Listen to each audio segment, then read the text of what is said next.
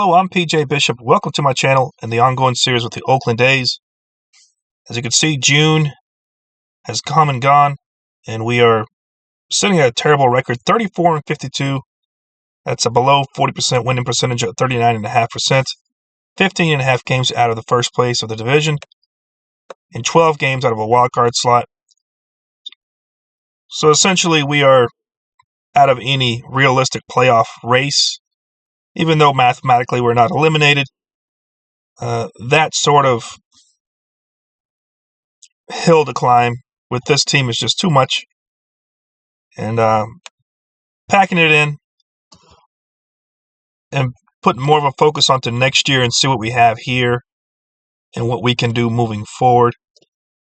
No serious trades as far as trying to get players that can help me this year, since realistically there's not much of a chance. As you can see, offensively we're still anemic, and we will be for the rest of the year. It's just not a very good team when it comes to the lineup. No matter where you put guys, no matter who you put where, what you do, they're not talented enough. They're just not good enough. The only category we're good at is stolen bases and base running, but that's because I put an emphasis on that, because that's something that I have way more control over a batting average, because if the guy just can't hit, he can't hit. Now, our pitching has been woeful. It has struck midnight on a lot of our pitchers that were doing a much better job earlier in the season, but eventually the law of averages kick in, and if you're an average pitcher and you're pitching well above average, it's going to catch up to you, and it will be nasty when it does. And it caught up to us, and it was nasty. The bullpen, though, has been extremely solid. I am pleased with that. So it's nice to know that perhaps next season we can go with a really solid bullpen, and all we got to do is figure out what to do about the woeful rotation. And defensively, we are fairly weak as well, so that's something I should probably consider working on over the offseason. So plenty of holes to plug over the offseason, plenty of things to think about. Moving forward, let's see what transactions we have. So June 8th, right-handed pitcher Ross Stripling and third baseman Aldemius Diaz have been released. So they cleared waivers, they went unclaimed, and I just simply released them as they no longer had, to me, value on this team.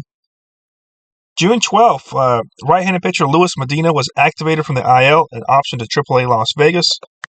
So let's check out and see how he's doing. Not bad. I think he's had one appearance. No, he's been pitching out of the bullpen. 5 games, 5 innings. Respectable ERA at 3.6, considering he missed pretty much the entire season. So he's coming back slowly, but now he's going to get to start this month. He looks okay-ish.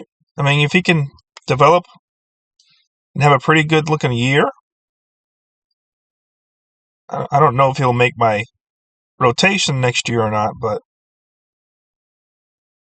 we'll see what happens, because we're pretty desperate for pitchers. So that's that. And then June 15th, left-handed pitcher Kyle Muller has been recalled from AAA Las Vegas.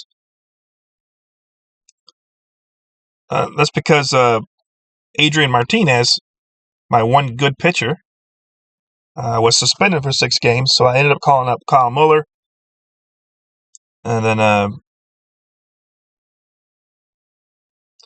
June 18th, this one hurt. Right-handed pitcher Fernando Cruz was placed on the 15-day IL with a strained hamstring. He's expected to miss 6 weeks. This one hurt because I just acquired him in a trade with Cincinnati, and he appeared in 5 games for us, 3.1 innings, had a stellar ERA of 0, gave up no earned runs, remarkable strikeout rate 16.2, no home runs given up, did walk at a high rate. Hopefully that will go down a little bit, because he shouldn't be walking that much. He's got pretty good control. But he was playing outstanding for us. He even got his ERA down to the 2s on the season. So just the fact that now we're missing him kind of stinks. because he was playing well. All 5 appearances, no runs given up, no home runs given up, just a couple of walks. And then ends up pulling a hamstring or straining his hamstring. And now he's out for 6 weeks, which is a pretty long time for us. Right when he was. So hopefully next year we can re-sign him, bring him back in, and he can continue playing at a good level for us. Left-handed pitcher Scott Alexander was recalled from AAA Las Vegas. There's Scott down here. He's not here because of his strikeouts. He's here because he doesn't give up home runs, and he has a really good control. I also consider him my fireman.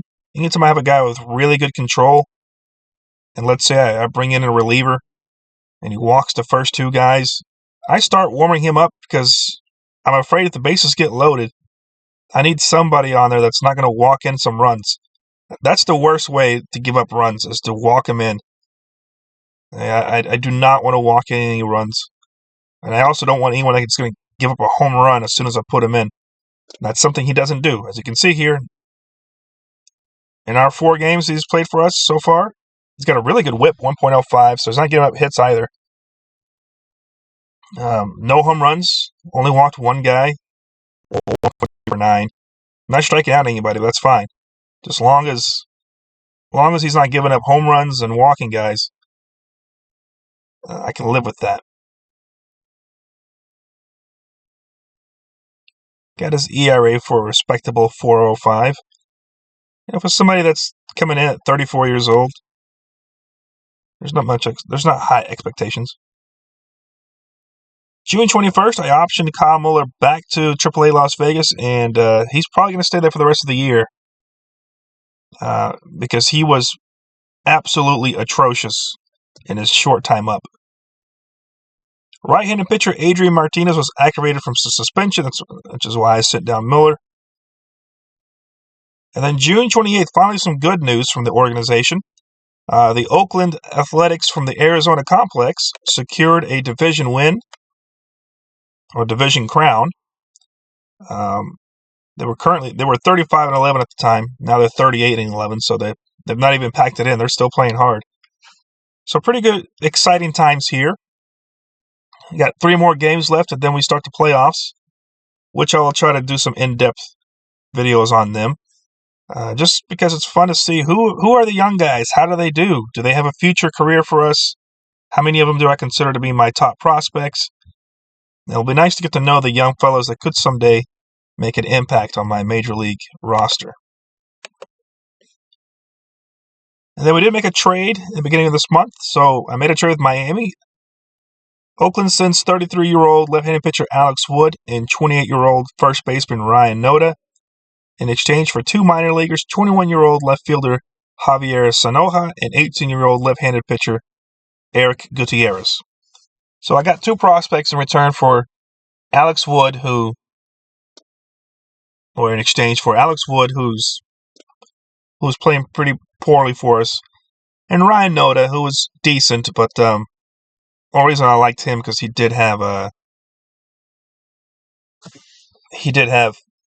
we had good team control over his contract, so it was nice to have somebody for the minimum. He was doing a decent job, not the greatest, but I'll take 2 prospects as we begin eyeing the future.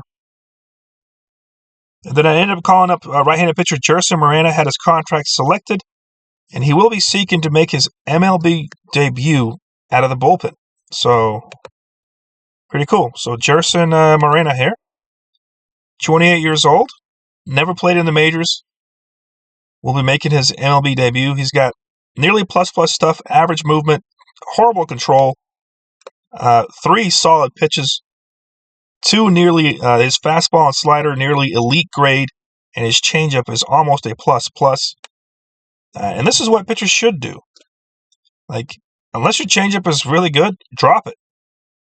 Even if he was a fastball slider guy, that would have been fine. That would have been just fine. But the fact that his changeup is nearly plus just adds to it. His biggest weakness, obviously, is his control. And he's only average with the home runs given up, which means He's going to walk some batters. There's a chance he could walk the first two guys he sees, gives up a home run to the third guy, and your 3-0 lead heading into the ninth is now 3-3 with 0 outs. So that's the kind of guy he is. That's what you could get. But you can also get a guy who's, that's a really good ERA, 2.82. I know it's AAA, but that's a really good ERA in a good sample size, 38.1 innings. The whip is a little high. That's because his walks, so he's going to give up hits and walks. Home run rate's fairly high, which is scary, but I guess he's getting up more single-shot home runs than he is multi-run homers. Strikeout rate, not as high as I would expect considering his stuff. Definitely would want that to be much higher for me. Because you can't be walking that many guys and then just not striking out as many either. Because the thing with these guys, I either want you to strike them out, and if you walk them, I can live with that. Just strike out the next guy. It'll be interesting to see what he does. And then Abraham Toro was recalled from AAA. He's back in the lineup, currently batting second for the righties. Really solid in AAA. Again, that's AAA, so nothing to get too excited about. Nearly 300 average, 904 OPS. So just hopefully he's figured out what he needs to figure out, come back up, and be a little more productive for us moving forward. And all he's got to worry about is hitting. He's a DH, so just hit. Don't worry about anything else. No defense being played. Just need to go out there and hit. Let's take a look at the pitching, a little closer look at it. As you can see, J.P. Sears, his carriage has turned into a pumpkin. He lost a shoe somewhere over at the castle. Which, by the way, how come the shoe didn't turn back to whatever it was before? Like, if the carriage turns to a pumpkin, and she lost her dress and all that stuff, wouldn't the shoe also? Whatever. Anyway, bad ERA now. He's had some rough outings. Osvaldo Bido looks like he's settling it in as about an average pitcher here. J.P. Sears, you can see, had a couple times 7 earned runs. Had some real short outings, 3-2, 4-1. Just really struggling over the last 5 starts. Although his last start looks much more promising. But look at that. Giving up a home run at least in every single game. Last 3 games, he's walked 3, 3, and 2. So he's losing his control and he's giving up home runs. That's just not a good thing, especially when you're a control guy and you're pretty much above average in that category. So being weak at the things you're supposed to be strong at, not a good look. Osvaldo Bido has settled down. 3 quality starts in a row after having a couple of struggles here. With 9 runs given up, 4 runs given up. He's slowly gone down. Last outing, finally, 0 runs, 6 strikeouts, 2 walks. Very good. Pretty good, solid stat line here. Only 1 hit given up. Hopefully he can continue more outings like this. Because at this point, everybody's fighting for a roster spot next year. Because I can replace cheap arms with other cheap arms. The free agency is filled with cheap arms. The Rule 5 draft is filled with cheap arms. So this is all... Everyone is playing for a roster spot. Adrian Martinez looks extremely solid. He's got a 3.28 ERA, which is extremely respectable. That's well above average. Joey Boyle is making a move to the starting rotation. Because we are weak. The AAA team is just not... No one is performing well enough for me in order for me to want to call them up. I even checked the AA, and no one's really performing quite well there yet either. So Joe Boyle is going to make the move from the bullpen to the starting rotation. And let's see what he can actually do as a starter. As a starter, the control is always going to be his issue.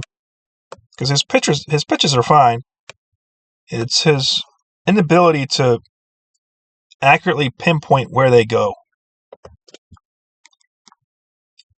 And then Mitch Spence, our solid number 5.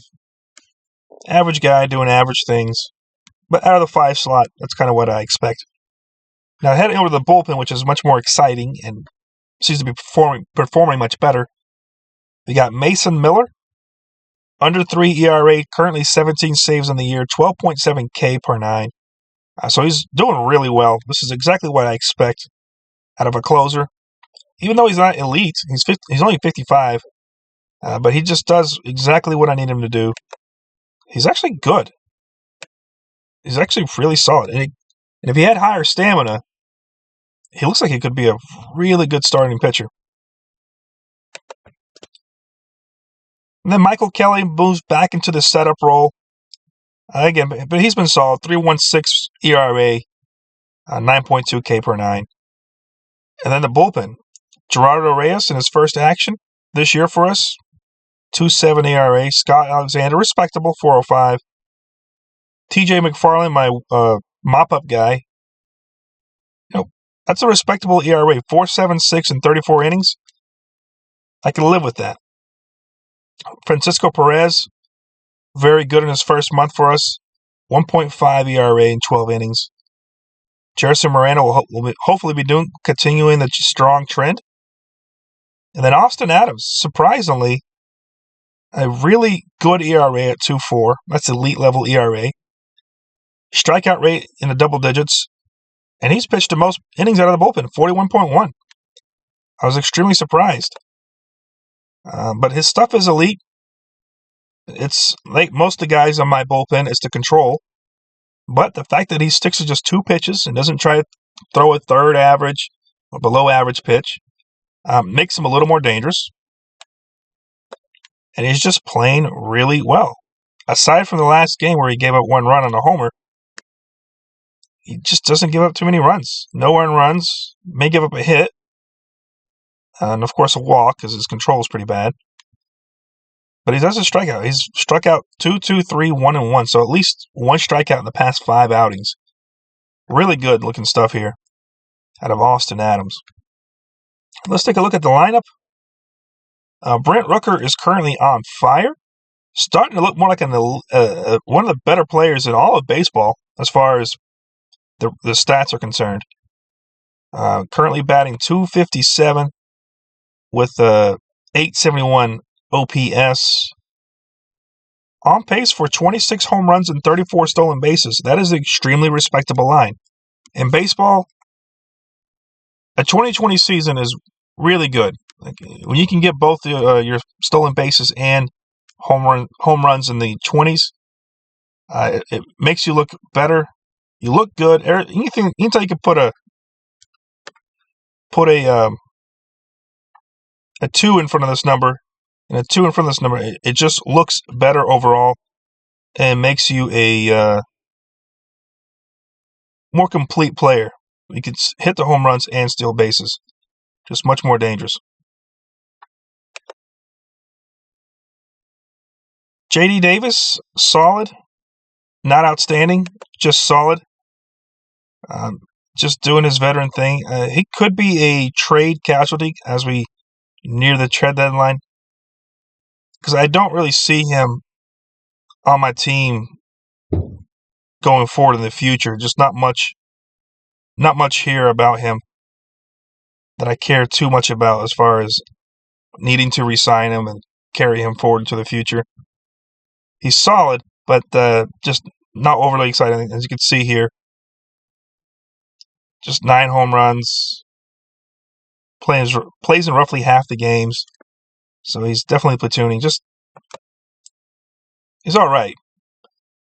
Then J.J. Bleday, also pretty solid looking. 26 years old, so he's got time to mature. But he's on pace for 19 and 21. Very close for a 2020 season. If he can get that 2020 mark, that's a good sign for the young 26, because he's got above average power. He can steal bases. And he's a good right fielder, because he's exactly what I like. I like that he's got a strong arm for someone who... So he's got the power kind of matches up, and so does his arm. So he's a good right fielder, someone that I can hang on to for quite some time. Even if he can hit like this, even if it just stays like this is good enough for a playoff team and even a World Series team. They're not all going to have... Not every guy 1 through 9 is going to be batting 1,000 OPS. That's just not how it is. Even the best teams struggle at a position or two trying to find somebody. And then, of course, my favorite player on this current roster is Zach Geloff. Even though the numbers don't look very exciting, I like what I see because he looks solid enough here, solid here. I would like to put him at third base eventually someday. But he's on pace for nearly 20 homers, but 102 stolen bases. So he is stealing bases at a high rate. Although that more depends on his average and his on-base percentage. If he can raise his average and on-base percentage, you'd imagine his stolen base numbers will also go up as he has more opportunity to do so. But I like him. As a player, I like him a lot because this looks fine to me. This looks great to me. And again, rather have him at third base. So that's it for the lineup. As you can see here, majority of the guys are below average to borderline rosterable. But this is because it's both right and lefty. But some of these guys are just better versus righties, and some of them are better versus lefties. So that's it, really, for this video. July is my favorite month because we got the Arizona Complex finishing up their season, and they're about to head into the playoffs. We got the draft coming up. We got the All-Star break coming up. Got the trade deadline coming up. And quite honestly, you kind of know what your team is by now, so you either continue building a team that can develop and help you win a playoff championship or the World Series, or you kind of start looking ahead and seeing what you have and moving guys around, getting young guys some playing time. And also the rankings get updated. So Jacob Wilson is now my highest rated prospect at number 56. Now he's only in high A, so you expect him to keep going up, hopefully in ranking as he gets better. And Denzel Clark, center fielder Denzel Clark, also makes the top 100, coming in at number 90. He's in Double A, so and they're all playing well. Like all these guys are playing well, so they should all be promoted fairly soon-ish. There'll be some promotions come at the end of the Arizona Complex season when those guys get moved up. A lot of other guys, I like to promote at the end of July. I like to promote, or at the end of the Arizona Complex season, I like to promote guys to get them to hopefully continue some of the guys' season. And then those who are performing at a very high level can move on up and start challenging themselves at the next level. Get one step closer to being on my active roster. So that's it for this video. I think the next video, or the next few videos, is probably going to be the Arizona Complex playoffs. Also, we'll be going over the top prospects, my top prospects again, because after the draft, everything's going to get reshuffled. There'll be more players added, hopefully, to the top prospect pool. And so I'd like to go over the guys that we currently have ranked as top prospects and see how they're doing, checking up a midseason on them and seeing whether some guys are playing up to their potential, if they're playing down. And it's just exciting to see how our young guys are doing in relation to their competition. So that's it for this video. I'll see you in the next one.